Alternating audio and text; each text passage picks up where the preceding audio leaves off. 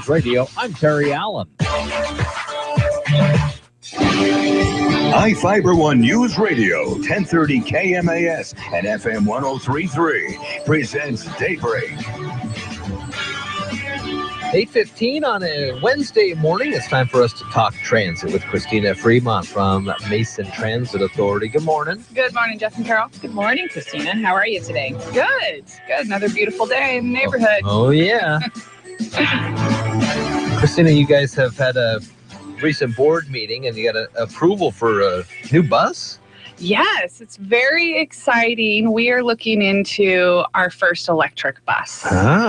So nothing guaranteed yet, of course. We haven't been awarded the grant. The board approved that we could pursue the grant. What's great about this is that it's the DOT, Washington State Department of Transportation, is actually the one putting the grant together. It's a group of transits, all pretty small or rural, small urban rural transits. And so it's a large order for many electric buses, and then we're all just kind of dipping in. And so it's a little more efficient and effective to be doing it that way, and gives us an opportunity that we might not have otherwise for a while. So we're looking just at one. And if we are awarded the grant, I think a year or two is it. I may be wrong on my dates before we actually get to the bus, and we're looking at using it for an in-town route. Would this be 100% electric or kind of a hybrid deal? 100% electric. So do you know how long it will last? I mean, how far will it go without being plugged in? Details, or? I don't have those details right now, the specs. It depends on what bus we get. I do know that the grant includes the ability, the capital for the infrastructure. So it's not like we're just going to buy a bus and then have to spend money to put in the charging station and that kind of thing. The grant includes all of that. And it's a 20% match, I believe, is what we'd be looking at. I don't know what the total cost is at this point. Where would that be then, the charging station? At the Mason Transit Center? Yep. No, at our maintenance facility, which is up on Johns Prairie. We are looking at, I do know that we partnered with the Department of Ecology and Mason County Conservation to put a parking lot in at the Radich building area. And what will be really cool about it, because we're transit, of course, we're not just going to put in a regular parking lot. That's kind of not what we're about. But instead, it's going to be a parking lot that has pervious top and different kinds of examples of pervious top. So it'll be kind of like a teaching parking lot to show people different types. And I do know that Kathy has been working, Kathy Geist, the manager there, to try and get electronic charging stations there. But with our new project for the park and rides, we'll have electronic charging station as the parking rides for cars, not the bus. But I know I went down a little bit of a rabbit hole. So will this electric bus be a regular size bus, or? Yes. Yes, it's a large coach. So because it's a large coach, it'll be kind of restrictive as far as where it can go. And we're keeping it in town because if I remember correctly, the concern being that the charge might not last on a Route 6 going out of town. But the technology is moving really fast. I do know that for electric buses. You guys we were just talking about technology with driverless semis. So I'm interested to read more about that after our segment today and find out some more. Have they actually put them in use? I think they're a pilot program in Europe. They just did and it's pretty crazy. I mean, yeah. Big time, 18-wheelers. Yeah. Well, we're not there with buses. We still need drivers. In fact, we're actually hiring for drivers right now. So if anybody's interested, you can go to our website at masontransit.org, or you can call our office at 426-9434 and ask for an application to be mailed. But the application is available online. You go to masontransit.org and then career opportunities. It's a little briefcase symbol on the front page is where you'll click.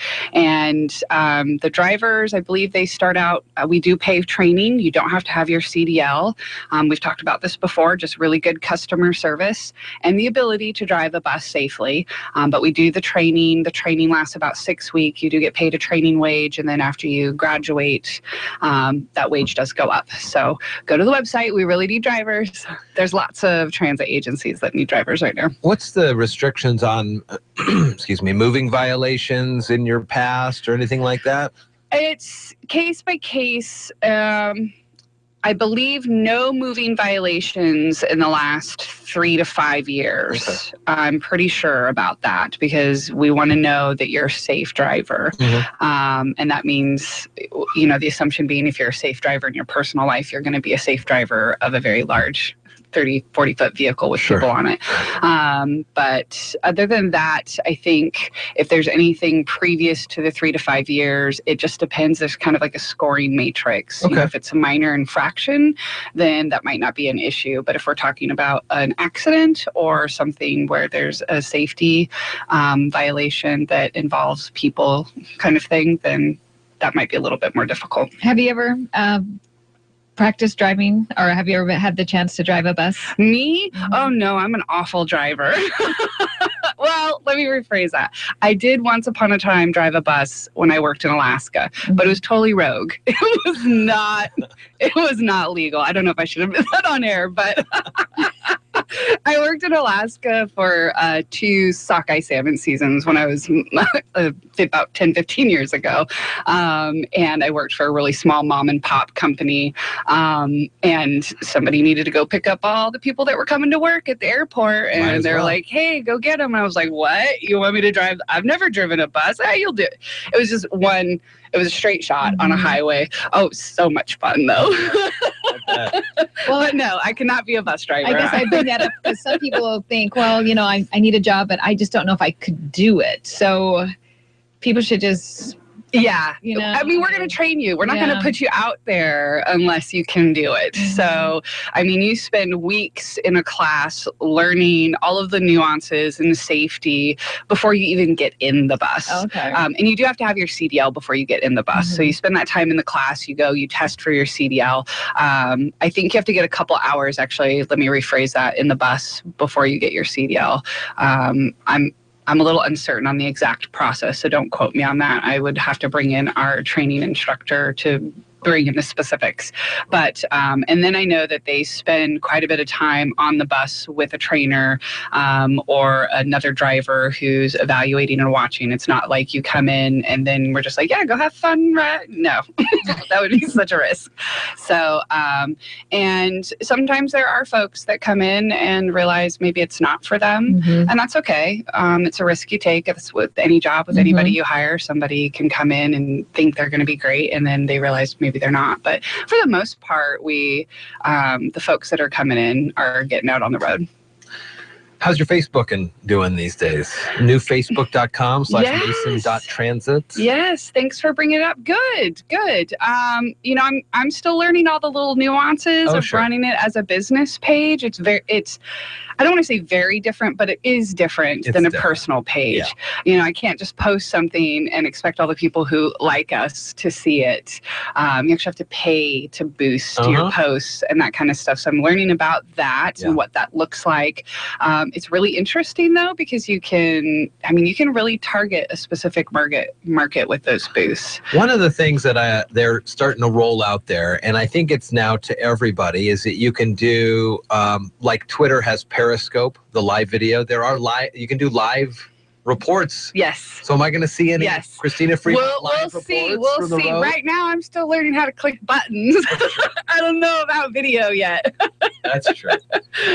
Yesterday, I got to sit, though, with some youth at the Shelton Timberland Library. They've been running a program, I guess, for weekly events for youth. And I did some travel training. And I, brought the PowerPoint and the little packet. And I didn't even use any of them. I ended up sitting on the smartphone with them and going over how to use Google Maps to plan your transit trip. So that's something that I really encourage people to try because I'm really surprised that people don't use it. We use it to find directions with our car from point A to point B. But not a lot of people know that there's this little icon that you can press that looks like a bus or a train. Or if you have an iPhone, you press options and it just says drive, walk, or transit. The word, it's not a symbol. You can press on that and it's so easy to plan a trip on transit. It's just like you're driving. You put your start point, you end point. You can even do date and arrive by time. And bam, there you go. It's got all your transit right there. I just got a notification actually from Google Maps saying that the Seattle transit information is now available. Yep. So they are putting this stuff out for all the agencies. Yes. Oh yeah. It's what it's called. It's General Transit Specification Feed, GTFS or I might have got that wrong, but it's an open source code. Most transit agencies have it available so that if you're an app developer, you can use it. Okay. It benefits us to make that an open code for people to use. I know down in San Francisco, when you're there, and maybe in Seattle and other places, but when you're close to getting the bus, you can text a number and they'll text you back saying, well, the bus is 3 minutes away. Yeah. Like I know Community Transit has that up in the Snohomish area. And then we currently don't have that capability because we don't have GPS on our buses. I know that we're looking towards that and trying to find grant opportunities to fund the ability to retrofit our fleet so that we can have that. There's also a really popular One Bus Away app. I know that I tend to use that.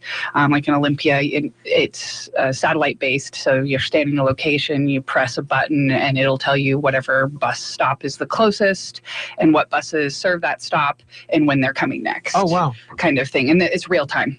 So Christina Fremont from Mason Transit, and each week we have Transit Talk on the air. We'll get the video of this interview up on our Daybreak page.